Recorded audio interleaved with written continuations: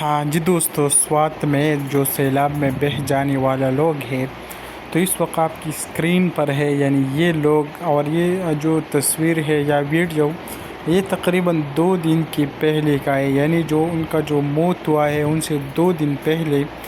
اور سب ایک فیملی سے تعلق رکھتا ہے، یعنی جو افسوسناک واقعہ سوات میں پیش آیا۔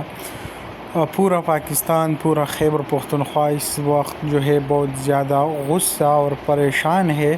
اور حکومت سے صرف ایک ہی گلہ کر رہی ہے کہ ان کے پاس ہیلی کاپٹر یا ان کے پاس اتنا سہولت کیوں نہیں ہے کہ ہماری جان جو ہے وہ بچائے۔ یعنی اگر آپ دیکھ لیں دوسروں ملکوں میں، تو وہاں اگر کتا بھی سیلاب میں یا کسی اور جگہ میں پھنس جائے تو ان کے لیے ہیلی کاپٹر یا ان کی مدد کے لیے مختلف قسم کی چیزیں جو ہے وہ موجود ہوتی ہے اور ان کی مدد کرتی ہے، لیکن بدقسمتی سے ہمارے ملک میں کوئی بھی ایسا نظام نہیں ہے جس سے کسی کی جان بچائے۔ یعنی اگر آپ ریسکو 1122 دیکھ لیں، یا اس کے علاوہ NDMA PDMA مختلف ادارے ہیں، لیکن کچھ کس بھی کام کا وہ نہیں ہے۔